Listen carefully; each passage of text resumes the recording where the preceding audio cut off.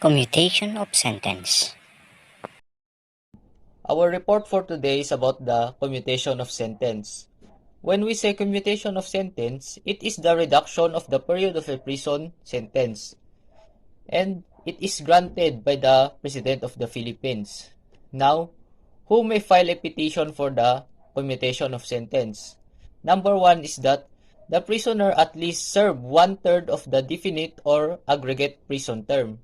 When we say definite or aggregate prison term, this means that the prisoner has two or more consecutive sentences that have been committed, and he, in order to have a petition for commutation of sentence, he served at least one-third of it. So the second requirements for a prisoner who wants to file a petition for the commutation of sentence is that at least he serve one half of the minimum of the indeterminate prison terms or aggregate minimum of the indeterminate prison terms. So kailangan niya na ma-serve yung half ng kanyang sintensya, half ng kanyang minimum na sintensya na binigay ng court.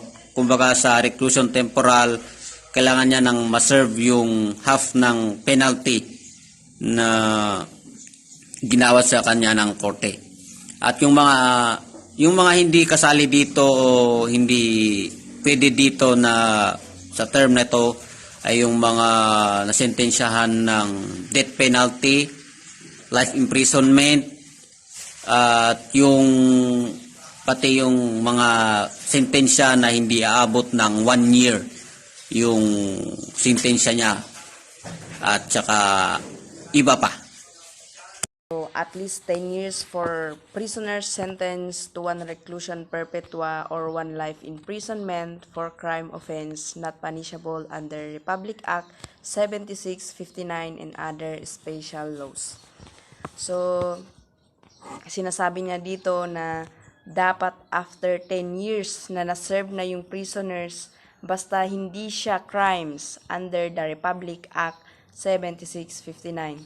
So, pag sinasabi nating RA 7659, this is the imposition of death penalty to heinous crimes. So, ano nga ba yung mga heinous crimes na under dito sa Republic Act number 7659? So, pwede rin dito yung prison, piracy, murder, kidnapping, rape, possession of illegal drugs, and others. So, marami pang mga heinous crimes under dito sa Republic Act 7659. So, in short, dapat at least 10 years doon sa may reclusion perpetua or life imprisonment basta hindi under Republic Act o 7659 na mga heinous crime, yung mga nabanggit natin kanina, and other special penal laws. Next, at least 13 years for inmates whose indeterminate or definite prison term were adjusted to a definite prison term of 40 years, in accordance with the provision of Article 70 of Revised Penal Code as amended. What is Article 70? First, it states that multiple penalties could not be served simultaneously. They adjusted in 40 years the maximum. For example, the prisoner is convicted with multiple crime like robbery, homicide, and murder. Kung hindi niya ito may serve ng sabay-sabay, they adjust it to 40 years at the maximum. So, in this paragraph or sentence, that you should serve at least 13 years to become qualified for the commutation of sentence. So next, at least 15 years for inmates convicted of heinous crime, as defined in Republic Act number 7659, committed on or after January 1, 1994 and sentenced to 1 reclusion perpetua or 1 life imprisonment. In this sentence, that it states that kung convicted ka ng heinous crime, for example ng murder, infanticide, piracy, mutiny at the high seas, dapat mag-serve ka ng 15 years to become qualified for the petition of commutation of sentence. At least 18 years for inmates sentenced to reclusion perpetua or life imprisonment for the violation of RA 6495 as amended, otherwise known as the Dangerous Drug Act of 1972, or RA 9165 known as the Comprehensive Dangerous Drug Acts of 2002, and for kidnapping or ransom or violation of the laws, or terrorism, plunder, transnational crimes. It states that you should serve at least 18 years for those crimes to become qualified for the petition of commutation of sentence.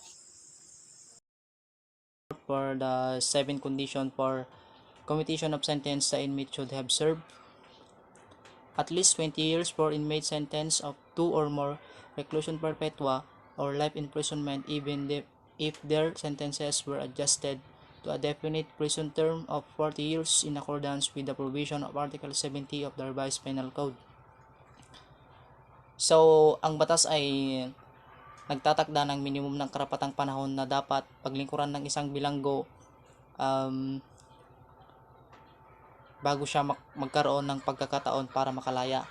Kahit na ang kanyang sentensya ay i-adjust sa 40 years, ayon sa batas, kailangan pa rin niyang maglingkod na hindi kukulangin sa 20 years sa bilangguan bago maaari siyang magkaroon ng pagkakataon para sa parole o probation.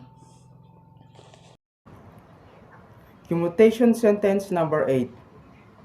At least 25 years for inmates originally sentenced to death penalty, which was automatically reduced or commuted to reclusion perpetua or life imprisonment.